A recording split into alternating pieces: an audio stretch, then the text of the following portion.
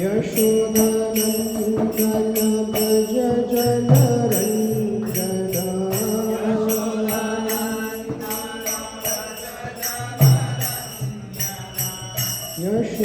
यशोदानन्दन भज जनरञ्जना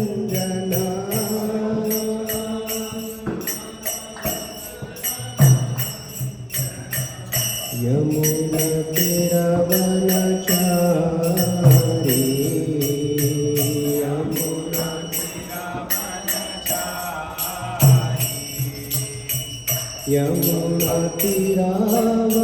यमुनतीरवनचारी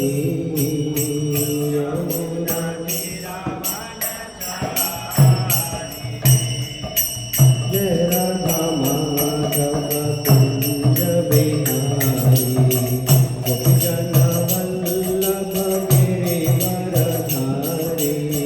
जय राधा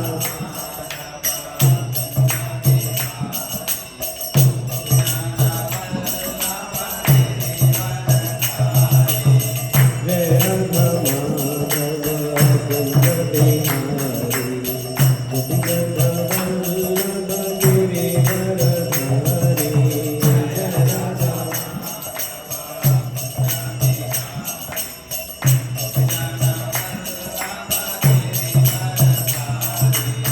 जय राधा माधव कुंज बिहारी गोपीजन वल्लभ गिरिवरधारी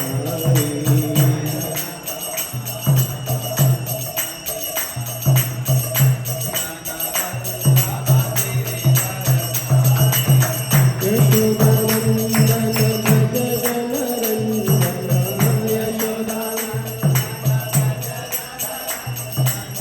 यशोदानन्दन भज जनरञ्जना यशोदा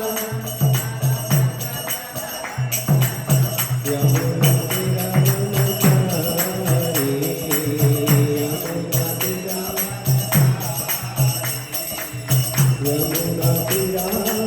यमुनतीरवनचारी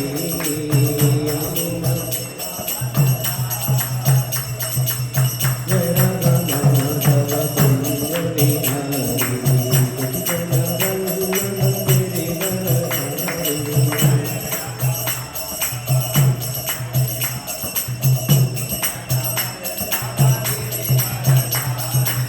हरे कृष्ण कृष्ण कृष्ण हरे हरे हरे राम राम राम हरे हरे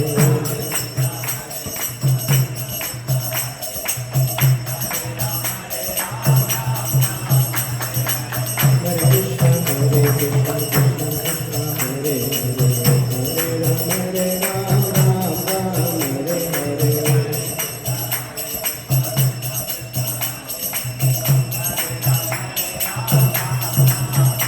हरे कृष्ण कृष्ण कृष्ण हरे हरे हरे राम राम राम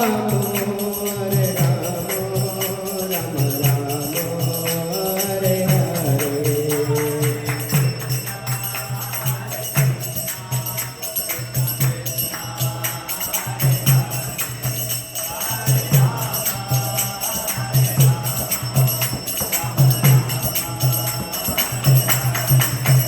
जय राधा गोविंद जय राधा गोविंद जय राधा गोविंद जय Radha Govind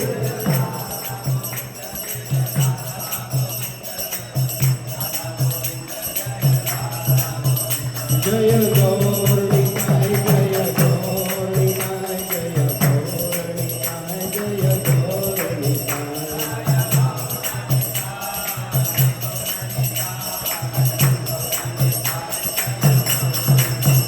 Prabhupada Prabhupada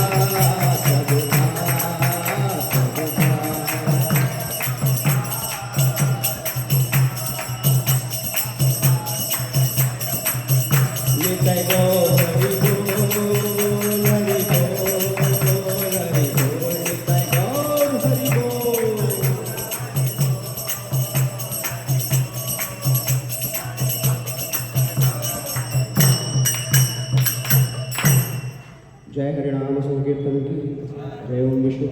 Vamsa Parivrajakacharya Ashtota Shachit. His Divine Grace Srila Bhai Charanarvinda Bhaktivedanta Swami Srila Prabhupada ki Jai Granthara Srimad Bhagavatam ki Jai Nitai Gaur Premanande. All glories to assembled devotees, all glories to assembled devotees, all glories to assembled devotees. All glories, all glories, all glories to Shri Guru and Shri Gauranga.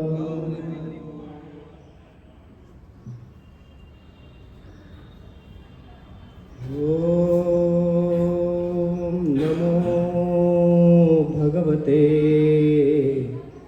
Vasudevaya.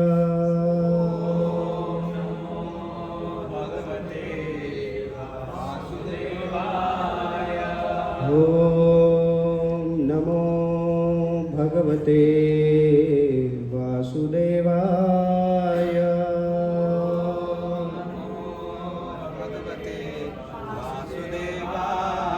Om Namo Bhagavate Vasudevaya.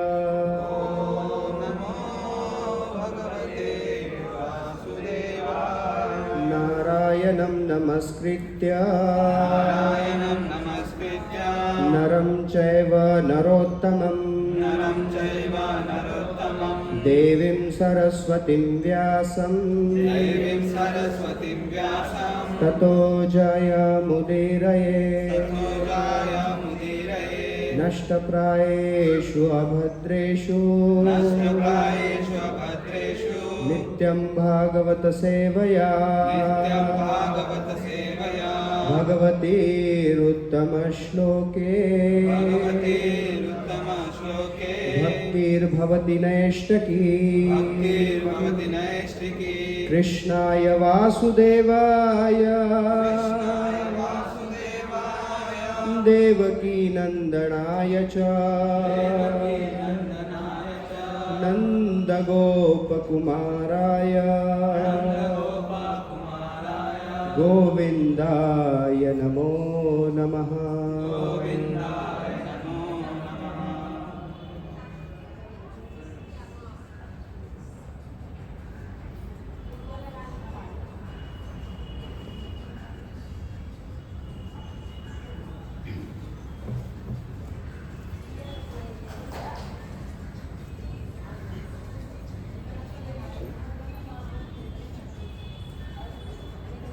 Hare Krishna.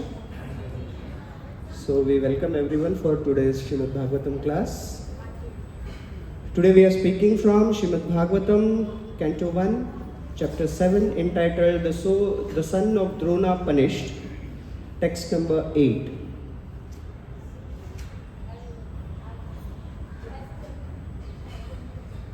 Sasamhitam Bhagavatim Krutvanukramya Chatmajam Shukamadhyapayamasa Nivrutti Niratam Munihi Sasamhitam Bhagavatim Krutvanukramya Chatmajam Shukamadhyapayamasa Nivrutti Niratam Munihi Sasamhitam Bhagavatim Krutvanukramya Chatmajam Shukamadhyapayamasa Nivrutti Niratam Munihi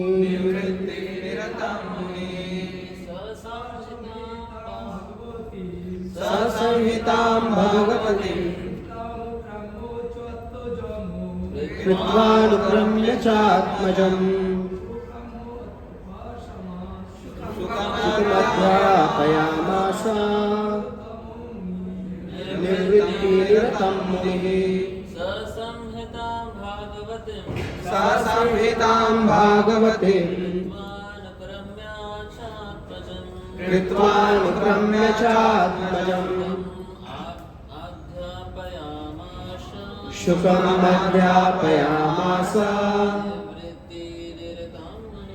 निवृत्तिनिरतं मुनिः ससंहितां भागवतीं कृत्वानुक्रम्य चात्मजम् शुकमध्यापयामास निवृत्तिनिरतं मुनिः ससंहितां भागवतीं कृत्वानुक्रम्य चात्मजम् शुकमध्यापयामास निवृत्तिनिरतं मुनिः सह that Samhitam Vedic literature Bhagavatim in relation with the personality of Godhead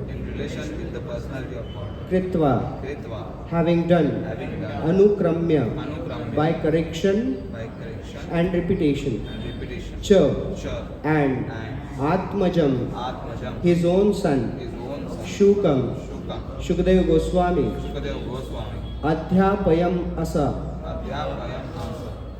taught Nivrutti path of self-realization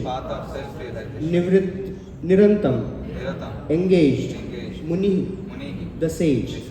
Translation and purport by His Divine Grace A.C. Bhaktivedanta Swami Srila Prabhupada. Translation. The great sage Vyasadeva, after compiling the Srimad Bhagavatam and revising it, taught it to his own son, Shri Shukadeva Goswami, who was already engaged in self-realization. Purport. Srimad Bhagavatam is the natural commentation on Brahma Sutra, compiled by the same author. The Brahma Sutra or Vedanta Sutra is meant for those who are already engaged in self-realization. Srimad Bhagavatam is so made that one becomes at once engaged in the path of self-realization simply by hearing the topic.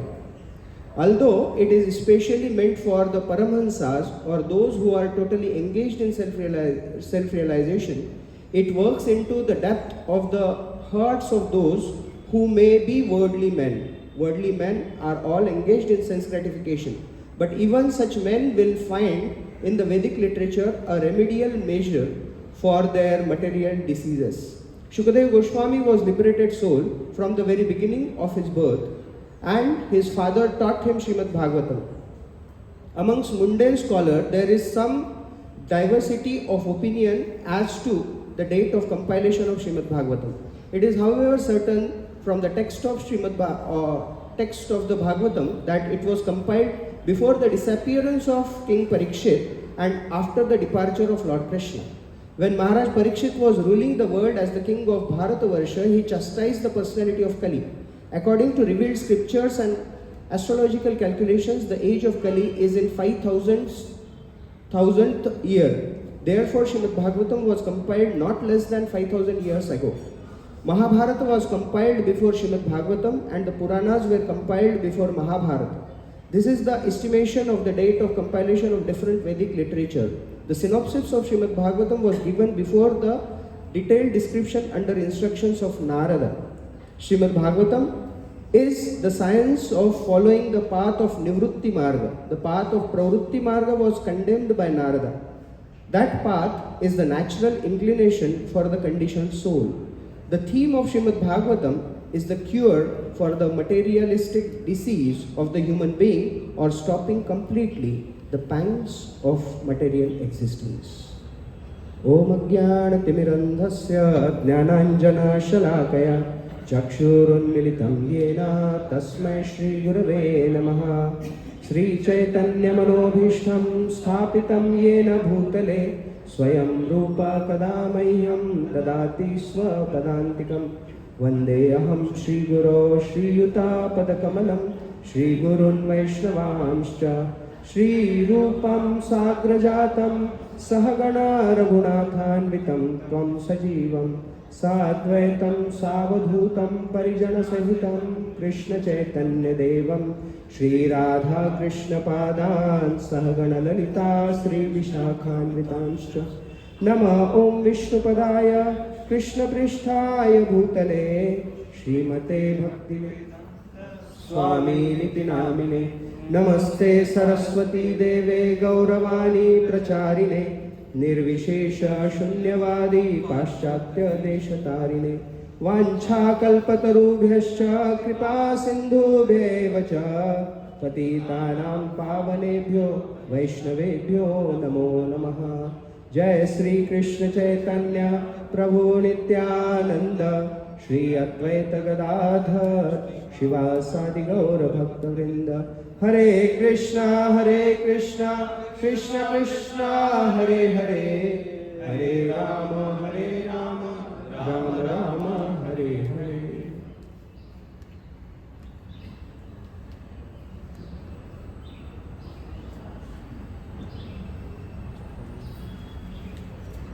हरे कृष्ण। तो ये मेरा बहुत बड़ा सौभाग्य है कि श्री राधा गोविंद मंदिर ISKCON Thane में श्रीमद् भागवतम कर चर्चा करने का अवसर यहाँ पर प्राप्त हो रहा है। वास्तविक कोई योग्यता नहीं, केवल एकमात्र योग्यता वैष्णवों का आशीर्वाद। सो श्रीनिवास प्रिय प्रभु के आदेश से और निश्चित रूप से पंकज प्रभु की इच्छा से हम यहाँ पर बैठकर कुछ कथा करने का प्रयास कर रहे हैं। ठाणे शहर में जितनी भी चीज़ें हैं उसमें one of the most beautiful is this temple. Do you all agree? यहाँ पर अगर बैठे ना तो अगर ऐसा ऊपर देखे तो ऐसे लगता ही नहीं है कि हम ठाणे शहर में हैं, मुंबई में हैं। वैकुंठ का कुछ दर्शन हो रहा है ऐसे लगता है। Am I right? मेरे कई सारे मित्र हैं जो इस ठाणे शहर में हैं और कभी पोस्ट करते हैं ना तो एक एक माइन्यूट डिटेल का पोस्ट करते हैं। यहाँ का आर्किटेक्चर, यहाँ का सुंदर एम्बियंस, कितनी कल्पकता से, सुंदरता से हर एक डिटेल्ड चीज़ यहाँ पर कार्य की गई है। किस किस ने पूरा टेम्पल देखा है? छोटे से छोटा कार्य शायद आपने देखा है? ओके, शायद अगर पूरा टेम्पल देखने जाए ना तो बाकी कुछ करने की जरूरत ही नहीं पड़ेगी, वही देखते रहना पड़ेगा। इतना सुंदर मंदिर है।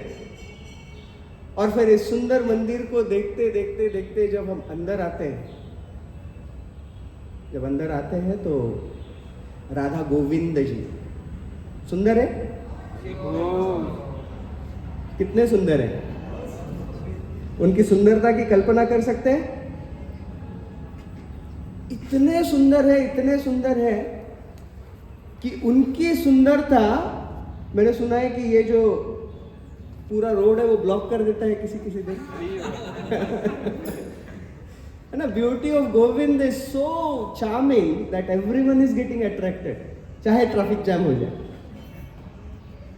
तो इन गोविंद की सुंदरता को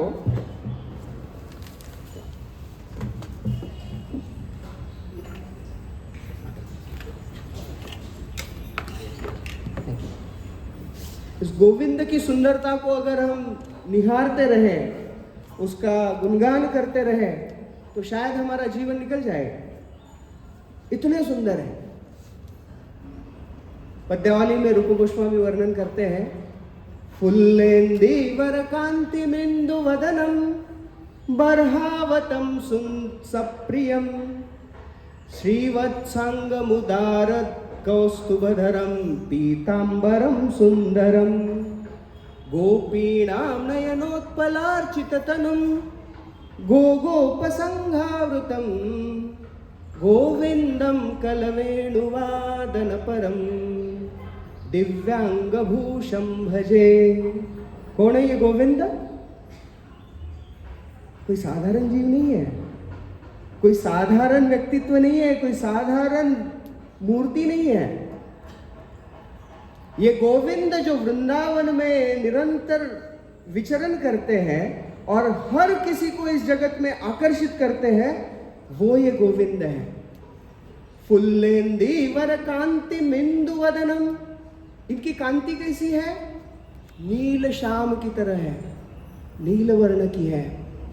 ऐसी कांति की जो कहीं और देखने को नहीं मिलेगी, है ना। हम कितना भी fair and lovely, fair and handsome लगा लें, उस कांति के एक छोटे से कण की भी तुलना नहीं कर सकते। और इनका जो वदन है, इनका जो मुख कमल है, वो इतना सुंदर है, उसे चंद्रमा की उपमा दी गई है। फुल्लेंदीवर कांति मिंदु वदनम, इंदु वदनम। भगवान श्री कृष्ण का मुख कमल इतना सुंदर है, मानो एक सुंदर रात में आकाश में वह चंद्रमा है और उस चंद्रमा के इर्द गिर्द सारे तारे हैं।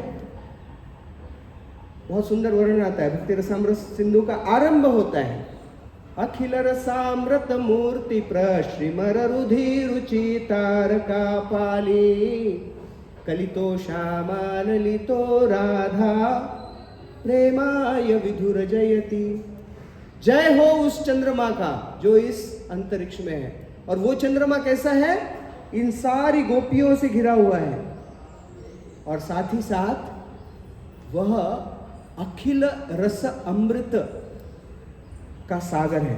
सारे जो रसों का आगार है, उसके मूल स्रोत है। अखिल रसामृत मूर्ति, यह भगवान श्री गोविंद है। ऐसा उनका चंद्र जैसा मुख कमल है, और वो अपने मुख के ऊपर सर में जो पगड़ी लगी हुई है ना। भगवान श्री कृष्ण जब वृंदावन में है तो पगड़ी पहनते हैं, फेटा पहनते हैं। जब द्वारका में आते हैं तो मुकुट पहनते हैं। लेकिन चाहे पगड़ी हो चाहे मुकुट हो, एक चीज कॉमन होती है, और वो है मोर पंख, बरहावत अर्थात मोर पंख।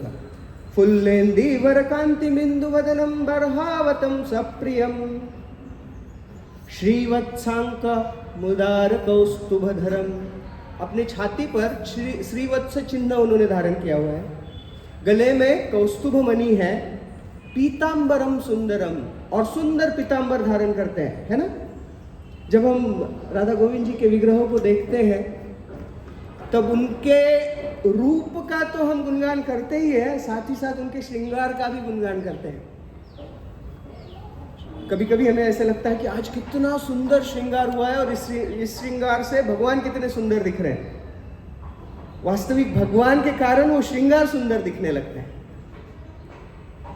तो उन्होंने सुंदर पीतांबर धारण किया। पीतांबर क्यों धारण करते हैं? देखिए, कृष्ण पीतांबर धारण करते हैं और बलराम जी नीली धोती धारण करते हैं। क्यों? क्योंकि बलराम जी कृष्ण के प्रति इतने आकर्षित है, इतने शरणागत है कि वो कृष्ण की कांति धारण करना चाहते हैं। श्रीमती राधा रानी भी नीले वस्त्र पहनना चाहती है। क्यों? क्योंकि कृष्ण की कांति। और कृष्ण जो राधा रानी की कांति है, उस पीता वस्त्र को धारण करना चाहते। पीतांबरम सुंदरम गोपी नाम नयनोत्पलार्चित तनुम।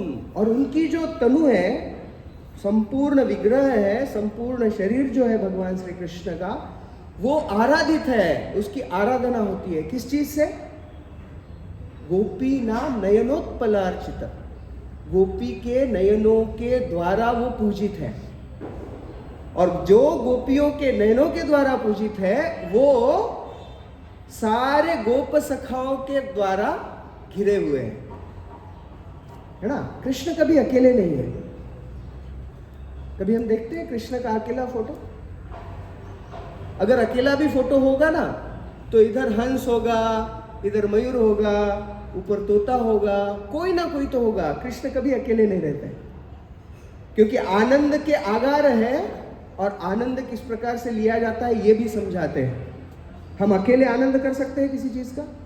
मान लो किसी डेजर्ट में हमको एक फैसिलिटी दे दिया, एक जॉब ऑफर कर दिया कि वहां पर रहने के लिए आलीशान महल है, एक 2 CR का पैकेज है, रहना फ्री, खाना फ्री, सब कुछ है, सिर्फ एक कंडीशन, कोई नहीं है, आप अकेले हैं। आजकल लोग सोचते हैं कि वो भी चलेगा, सिर्फ 2 GB डेटा चाहिए और एक स्मार्टफोन चाहिए, है ना, लेकिन शायद वो भी ना रहे तो हम वहां पर नहीं रुकना चाहेंगे। आनंद चाहिए। तो कृष्ण भी कभी अकेले नहीं होते, अपने गोप संघाव्रतम समस्त गोप बालों के साथ निरंतर घिरे हुए रहते हैं। गोविंदम कलवेनुवादन परम दिव्यांग भूषम भजे। ऐसे श्री गोविंद को जो श्यामम त्रिभंग ललितम नियत प्रकाश त्रिभंग स्वरूप में वेणुवादन कर रहे हैं। गोविंदम कलवेनुवादन परम दिव्यांग भूषम भजे। ऐसे भगवान श्री गोविंद देव का मैं भजन करना चाहता हूं। तो ऐसे सुंदर गोविंद देव हमें यहां पर मिले हैं, जिनका आश्रय लेने का अवसर प्राप्त हो रहा है। सोचो हम कितने भाग्यवान हैं। वो गोविंद जिनकी आराधना गोपियां अपने नैनों से करती है, गोप बालक उनके इर्द गिर्द रहकर करते हैं। यम ब्रह्मेंद्र वरा ब्रह्मा जी, वन इंद्र, वरुण, वायु, हर कोई उनकी आराधना करने के लिए लालायित रहते हैं। वो गोविंद हमें यहाँ पर आश्रय प्रदान करने के लिए उपस्थित है, और उनका आश्रय हमें प्राप्त हो रहा है हमारे गुरु की कृपा से, श्रील प्रभुपाद की कृपा से। यही श्रील प्रभुपाद हमें गोविंद प्रदान करने के लिए कितना परिश्रम करते थे पता है? 1976 में 1976 में श्रील प्रभुपाद जी वृंदावन में थे। जब वो वृंदावन में थे तो सुबह सुबह जल्दी उठे, उनका प्रातः सारा दिनचर्या हो गया, भागवत कथा हो गई। फिर प्रभुपाद जी ने उस दिन रामनवमी का पर्व था, तो रामनवमी के पर्व में कई घंटों प्रभुपाद ने सारे भक्तों के साथ आदान प्रदान किया। फिर प्रसाद वितरण हुआ। उसके बाद एक बहुत बड़ा प्रोग्राम था मथुरा में।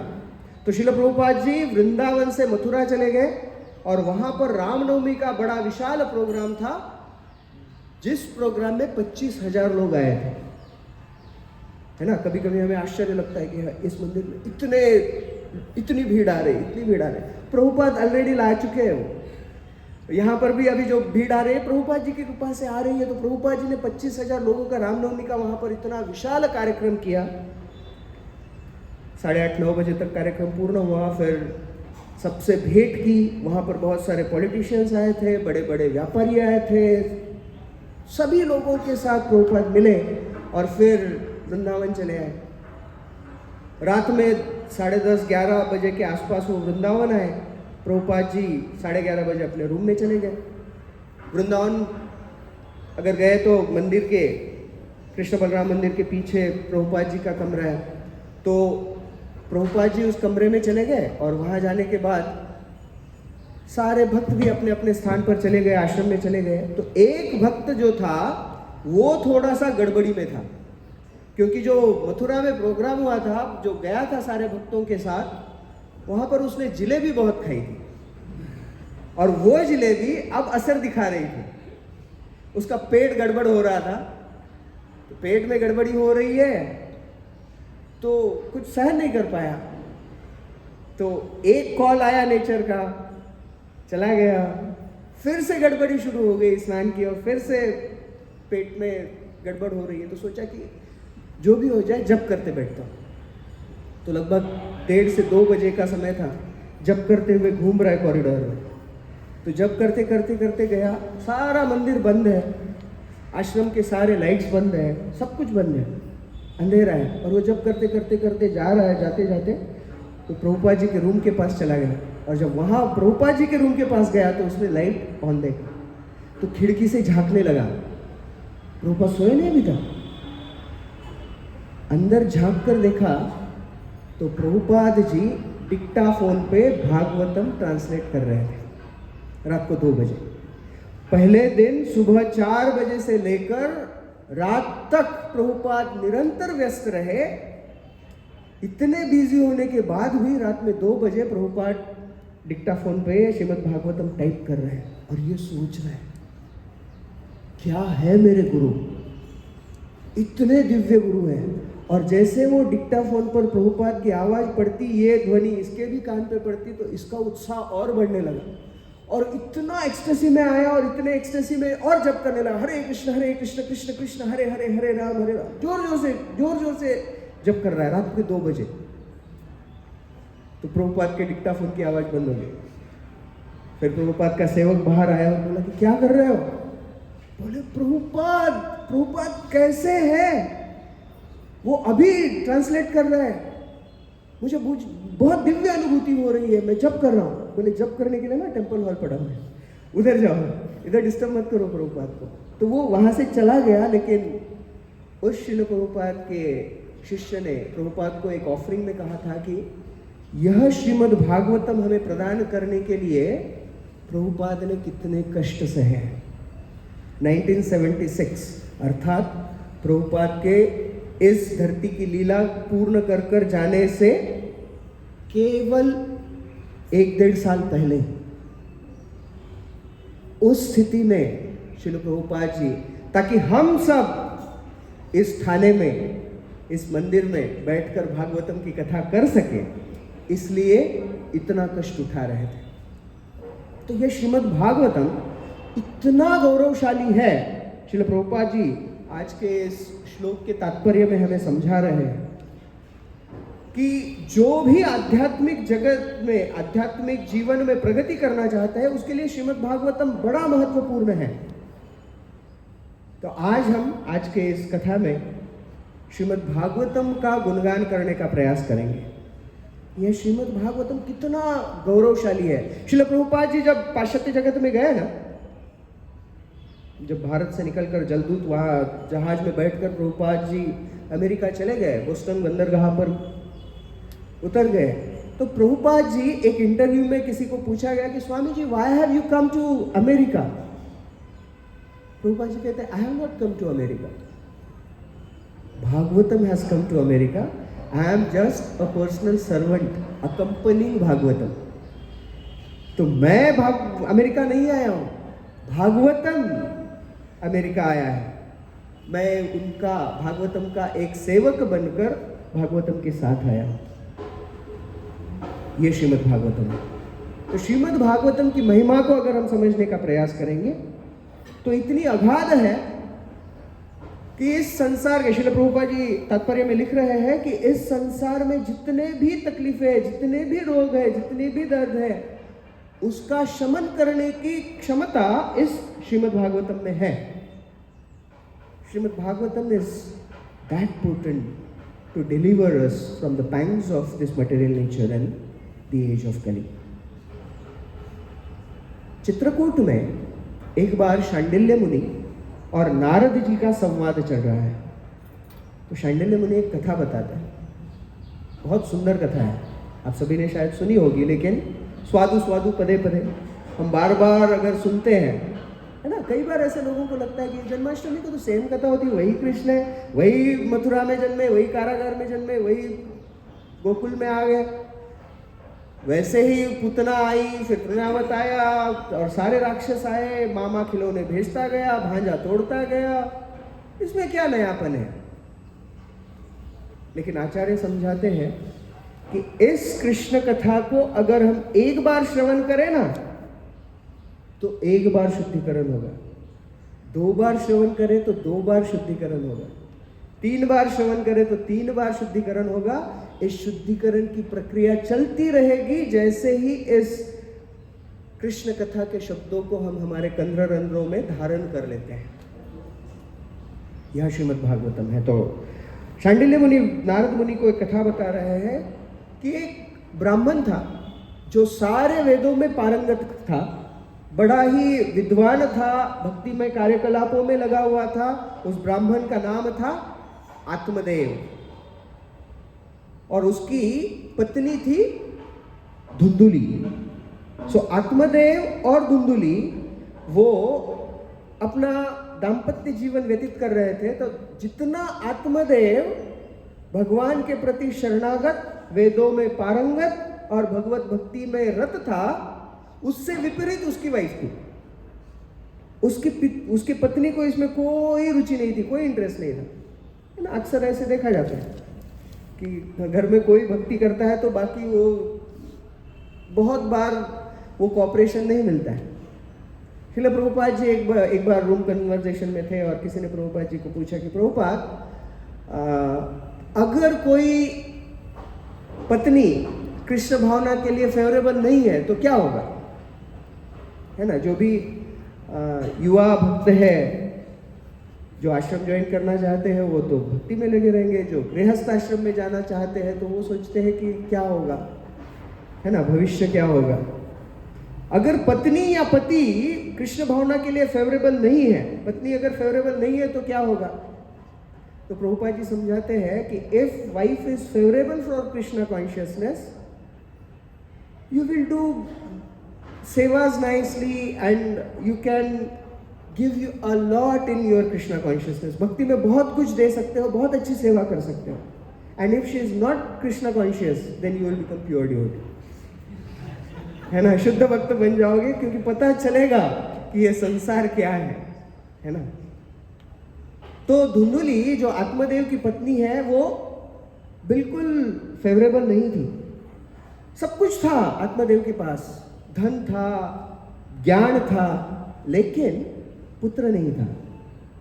उसकी बहुत बड़ी तीव्र इच्छा थी कि मुझे बेटा मिल जाए, पुत्र मिले, ताकि वो मुझे तार सके। हु नामक नरक त्रायति इति पुत्र। पुत्र मतलब जो नारकीय ग्रहों से पिता को मुक्त कर सके। तो आत्मदेव को पुत्र था। एक दिन वो नदी पर स्नान कर रहे थे, वहां से एक साधु जा रहे थे। साधु के पास जाकर उन्होंने दंडवत प्रणाम किया। साधु ने उनकी स्थिति को देखा और कहा कि दुखी हो? बोले हाँ। दुख का कारण? बोले साधु महाराज मुझे पुत्र नहीं है, पुत्र की बहुत इच्छा है। तो साधु ने उनका एस्ट्रोलॉजिकल कैलकुलेशन देखा, बोला कि नहीं, आपको ना पुत्र प्राप्ति का योग नहीं है। बोले नहीं, लेकिन मुझे चाहिए। बहुत बार ऐसे होता है कि हमारी स्थिति नहीं होती लेकिन हमको चाहिए रहता है चीज, जबरदस्ती खींच तान कर हमको चाहिए रहता है। तो आत्मदेव ने कहा कि मुझे तो चाहिए। तो उन्होंने महाराज चित्रकेतु की कथा बताई कि कैसे उन्हें पुत्र प्राप्त हुआ नारद जी की कृपा से। नारद जी ने बताया कि उसका नाम हर्ष शोक रहेगा, जो आपको हर्ष भी देगा और शोक भी देगा, है ना। माँ बाप को, माता पिता को बचपन में लगता है कि मेरा लाडला कितना प्यारा है, कितना प्यारा है, कितना हंसता है, कितनी नौटंकी करता है, कितना तकलीफ देता है, अच्छा लगता है। और वही बड़ा हो जाए तो कि कार्ट कशाला आला आमच्या घरी, है ना, डोक्याला ताप है।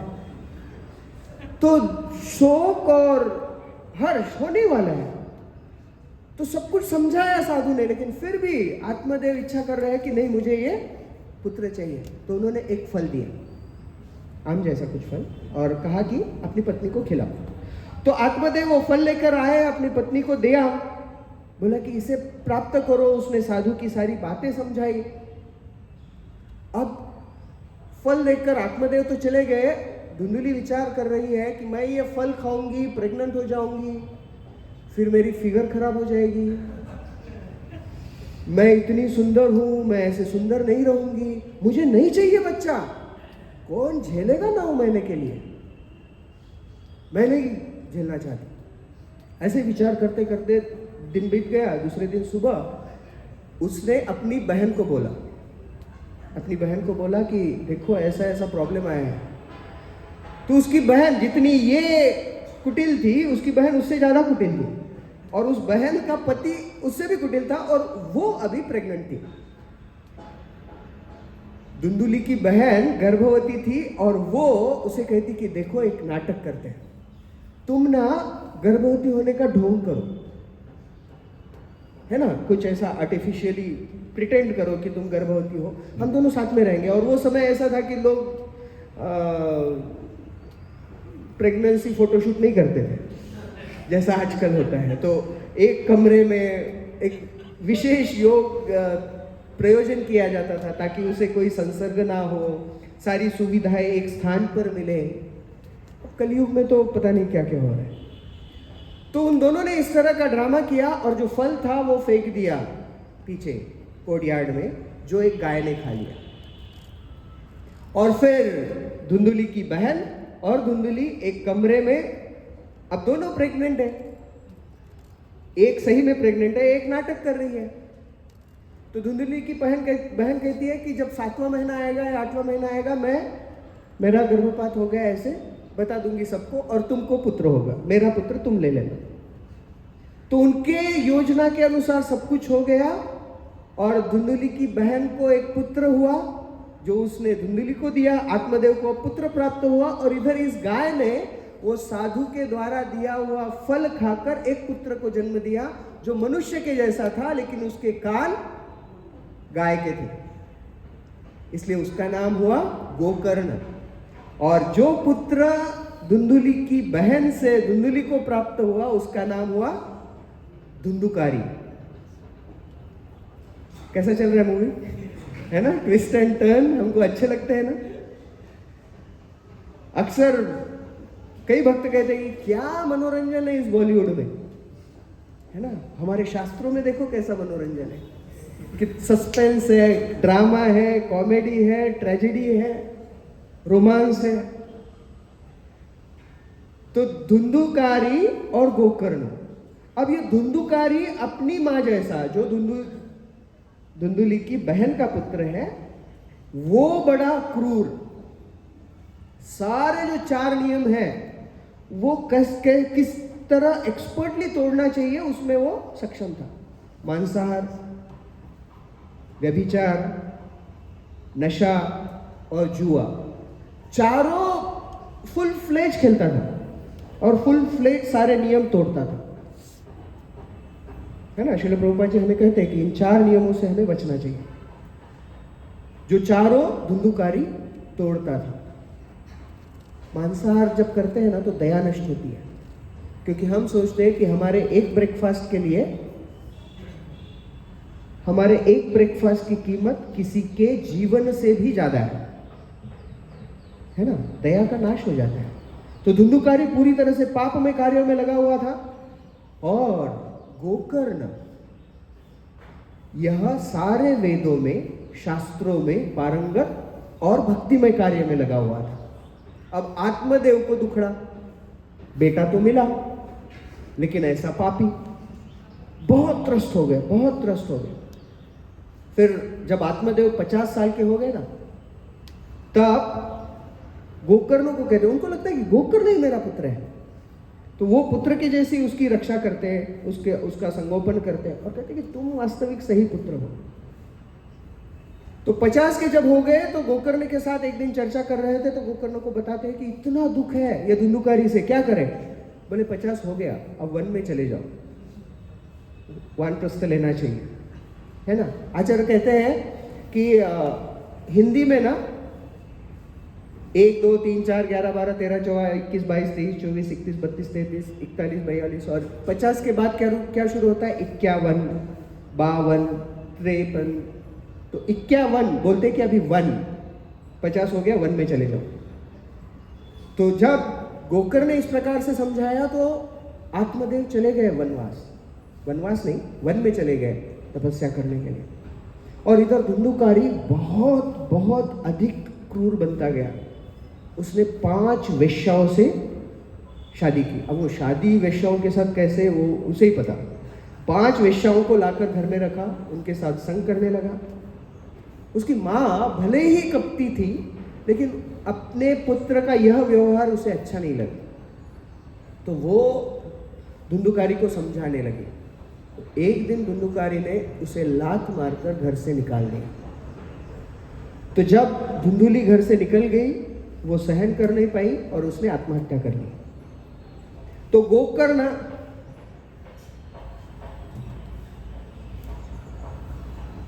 हरे कृष्ण,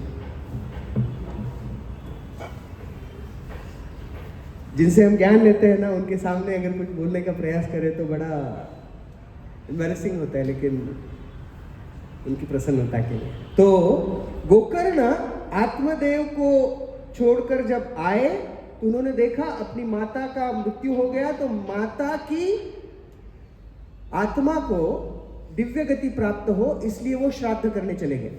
और जब श्राद्ध करने के लिए गोकर्ण चले गए, अपनी माता का श्राद्ध कर वापस आ गए। वापस आकर देखा तो इन 5 वेश्याओं ने उनके पति का अर्थात धुंधिकारी का वध कर दी, हत्या कर दी, उसे मार दिया 5 वेश्याओं ने। ऐसे होता है इस दुनिया में, क्या करें। और उसे उसी जमीन, उसी घर के नीचे जमीन में उसे गाड़ दिया। तो धुंधुकारी चला गया। अब गोकर्ण आए, एक श्राद्ध कर कर आए थे, अभी देखा अपना भाई गया है, तो फिर से श्राद्ध करने के लिए चले गए। उन्होंने धुंधुकारी के लिए एक श्राद्ध किया और वापस आ गए, तो ऐसे उन्हें प्रतीत हो रहा है कि यहां पर भूत का निवास है। जो धुंधुकारी जिसको 5 वेश्याओं ने मार दिया, वो भूत बन गया। और वो अपने भाई गोकर्ण से बात करने लगा। कहा कि तुम्हारा तो श्राद्ध करके आया, लेकिन क्या स्थिति है? नहीं, वो काम नहीं कर पाया श्राद्ध। इतना पावरफुल भूत हूं मैं कि वो श्राद्ध मेरा कुछ उद्धार नहीं कर पाया।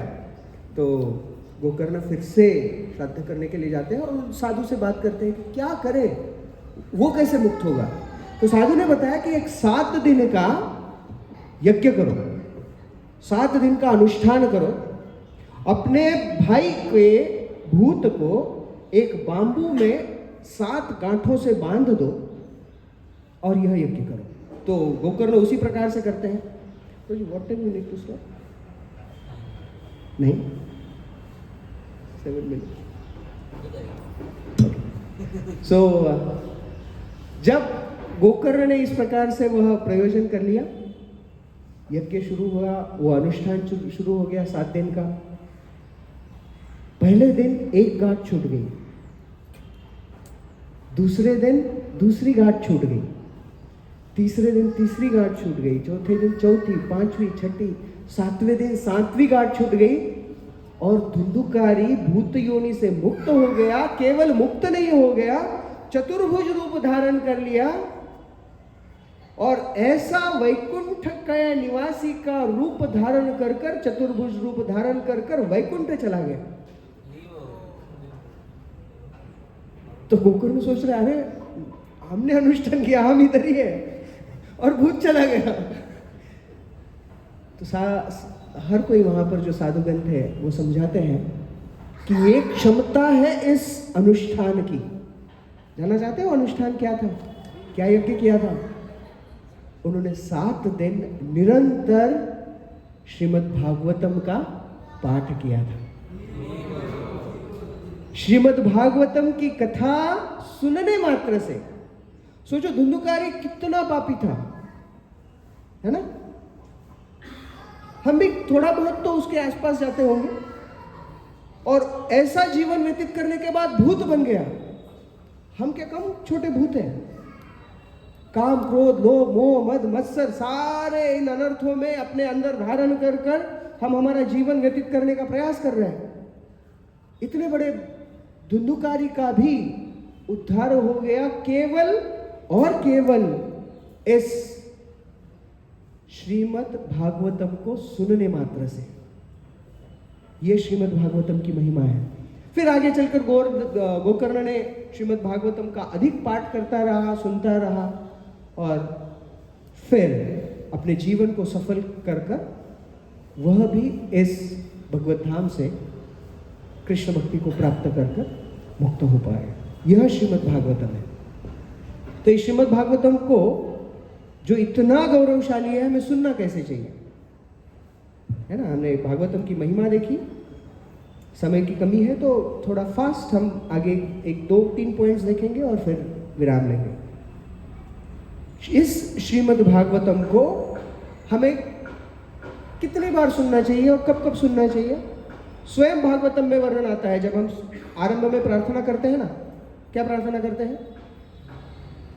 नित्यम भागवत सेवया नष्टप्रायेषु अभद्रेषु नित्यम भागवत सेवया। नित्यम, निरंतर इस भागवतम का हमें गुणगान करना चाहिए। महाविष्णु स्वामी कहते हैं कि हमेशा भागवतम को अपने साथ में रखना चाहिए, जब भी समय मिले उसे खोलकर पढ़ना चाहिए।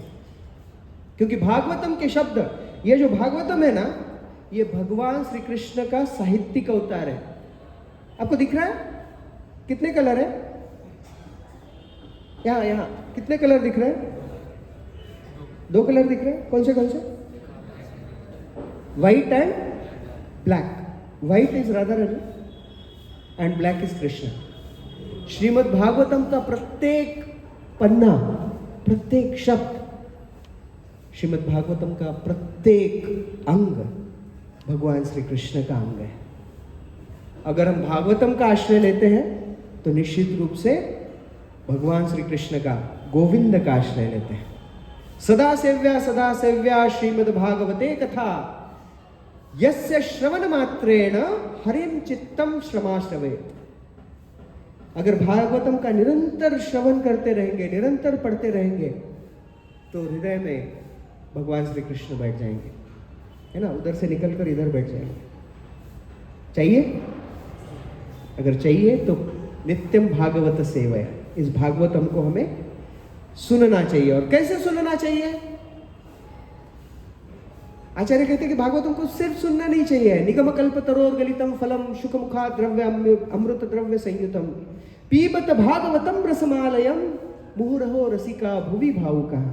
इस भागवतम को सुनना नहीं चाहिए, पीना चाहिए, उसका आस्वादन करना चाहिए, क्योंकि ये रस प्रदान करता है. रसराज कृष्ण का गुणगान करता है. और इस भागवतम को हमें अगर सुनना है तो संक्षेप में हम एक छोटी सी कथा देखेंगे और फिर विराम देंगे. श्रीनिवास आचार्य नाम के एक बहुत ही महान भक्त थे. उन्हें उनके पिता ने बताया कि आप चैतन्य महाप्रभु जो जगन्नाथपुरी में है उनसे श्रीमद् भागवतम सुनो. तो हम फास्ट फॉरवर्ड करेंगे, ठीक है. श्रीनिवास आचार्य जगन्नाथपुरी चले आए. जगन्नाथपुरी में आकर देखा तो सारे भक्त रो रहे हैं, विलाप कर रहे हैं. उन्होंने पूछा क्या हुआ? बोले जो महावदन्याय करुणावतार चैतन्य महाप्रभु है, उन्होंने अपनी लीला पूर्ण कर कर इस जगत से चले गए. श्रीनिवास आचार्य सोचने लगे अब कहां से सुनो. वो विलाप कर रहे हैं तो चैतन्य महाप्रभु उनके स्वप्न में आए और कहा कि मैं चला गया, लेकिन मेरा भागवतम का पार्टनर जिनके साथ बैठकर मैं भागवतम सुनता था, वो गदाधर पंडित जीवित है, तो आप उनसे सुनो. तो वो गदाधर पंडित से भागवतम सुनने के लिए उनके पास चले गए. तो गदाधर पंडित इतना रो रहे थे चैतन्य महाप्रभु जाने के कारण, तो उनके अश्रुओं से पाम लीव्स पर, जो पत्रों पर जो भागवतम लिखा हुआ था, उसकी शाही पूरी धुल गई थी. बोले अभी है ही नहीं, क्या पढ़ूं? बोले लेकिन मुझे सुनना है. बोले अभी भागवतम ही नहीं है, अभी बुक ही नहीं है, तो कहाँ से अनुवाद, कहाँ से तात्पर्य पढ़ेंगे? तब तो तात्पर्य भी नहीं था, अनुवाद भी नहीं था, श्लोक्स थे. बोले एक काम करो, आपके गांव में एक महान भक्त है, उनके पास भागवतम की ओरिजिनल मैन्युस्क्रिप्ट है, तो जाओ, उसे पता है, वो भी धुंधली है पत्तों पर, तो उससे लेकर किसी ब्राह्मण को कहो कि वो यथारूप लिखे और वो लिखा हुआ लेकर आओ. तो वो ये चले गए.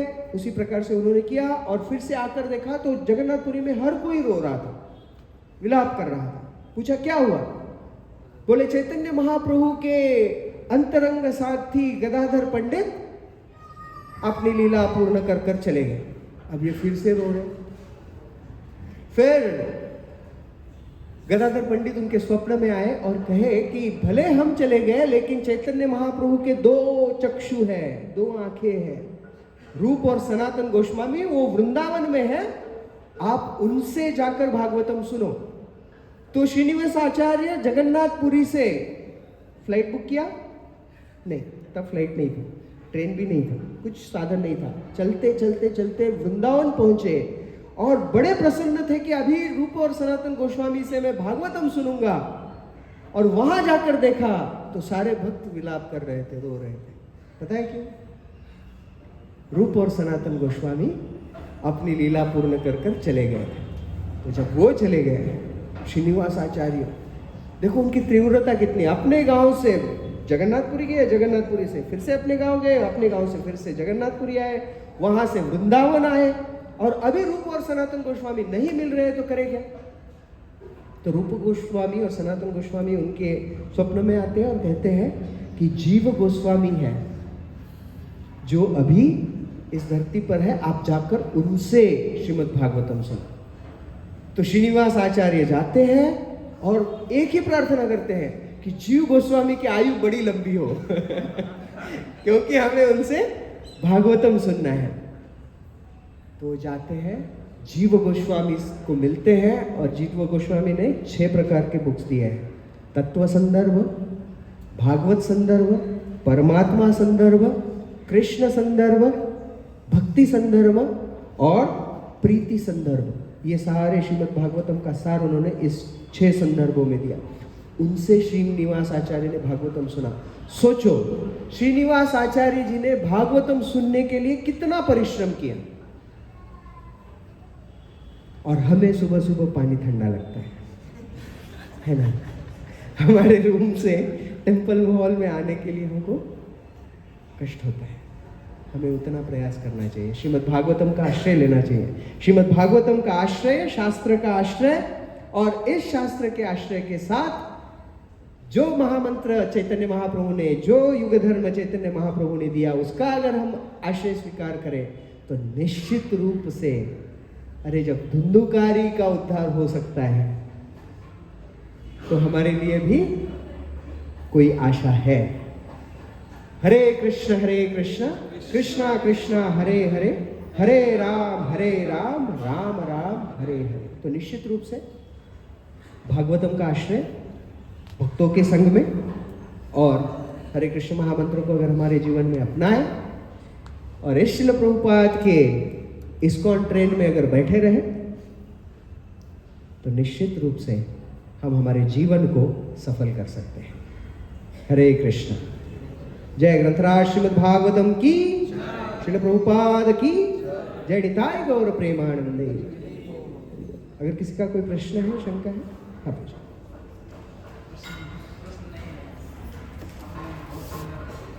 कृष्ण, बहुत सुंदर वर्णन किया। प्रारंभ में जब आपने भगवान के रूप का वर्णन कर रहे थे, तो उसमें मेरे को एक स्मरण आया लीला, तो मैं शेयर करना चाहता हूँ कि भगवान के नेत्रों का वर्णन हुआ है। किसी महापुरुष ने किया है कि अमीय हलाहल मद भरे, श्याम श्वेत रतनार, जियत मरत झुक झुक परत, जही चितवत एक बार। आपने इतना सुंदर वर्णन किया। तो भगवान की जो नेत्र हैं, नेत्र का वर्णन किया गया है इसमें कि भगवान के नेत्र में 3 कलर हैं, श्याम, श्वेत, रत्नार।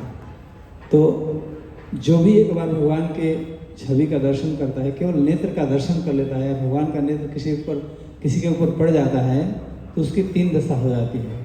अमीय हलाहल मद भरे, श्याम श्वेत रत्नार, जियत मरत झुक झुक परत, जही चितवत एक बार। वो अमर हो जी जाता है, भगवान अमर हो जाता है। अमृत जो पी लेता है वो अमर हो जाता है। एक ही बार में अगर भगवान के नेत्रों का कोई दर्शन किया तो उसकी 3 दशा होती है, मर जाता है, अटक जाता है, मतलब अमृत पी करके जी जाता है, अमर हो जाता है, जी जाता है, जियत मरत, फिर तुरंत मर जाता है, झुकी झुकी परत, शराब पी करके जैसे झूमने लगता है। तो एक ही समय में 3 अवस्था होती है उस व्यक्ति की जिसने भगवान के नेत्रों का दर्शन किया। जय। अमीय हलाहल मद भरे, श्याम श्वेत रत्नार, जियत मरत झुक झुकी परत, जही चितवत एक बार। ऐसे भगवान का सौंदर्य है। जय है ना। लोग साल भर प्रतीक्षा करते हैं कि हम 31 को नाचेंगे, है ना। तो बाहर भी नाचते हैं, इधर भी नाचे ना, लेकिन उसमें अंतर है। तो निश्चित रूप से भगवान श्री कृष्ण के प्रति जब आकर्षित हो जाता है ना कोई, तो कृष्ण छोड़ते नहीं है। पता है, रामचंद्र जी सीधे सीधे सीधे खड़े रहते हैं, एकदम ऐसा पोज लेकर, पीछे बाण है, इधर धनुष है, स्ट्रेट है ना, जेंटलमैन। और कृष्ण टेढ़े, पर क्या करे, टेढ़ा है पर मेरा है। कृष्ण टेढ़े है। पता है ऐसे क्यों खड़े रहते कृष्ण? ऐसा पैर है और लेफ्ट लेग और राइट लेग ऐसे दिख रहा है सबको, उधर है, ऐसे ऐसे खड़े रहते। क्यों पता है? सीधे भी तो खड़े रह सकते थे ना। वो चाहते हैं कि कोई शरणागत होने के लिए आए ना, तो इसमें ऐसे दबोच लेते हैं ऐसे एक बार सरेंडर कर लिया। सरेंडर मतलब, हाँ, हमारे एक भक्त कहते हैं सरेंडर मतलब अंग्रेजी में तो सरेंडर है, हिंदी में सर अंडर है ना। कृष्ण के इन दो पैरों के बीच में जब सर जाता है तो फिर अटक जाता है ना, छोड़ नहीं पाता है। कृष्ण छोड़ते ही नहीं है, टेढ़े हैं लेकिन आकर्षित करते हैं। और जो यदि कृष्ण के प्रति कोई आकर्षण हो जाए तो फिर इस संसार का आकर्षण उतना आकर्षित नहीं करता है, निश्चित रूप से। Thank you. कृष्ण इतने सुंदर है, कृष्ण का एक एक अंग है ना, उनके केश इतने सुंदर केश है।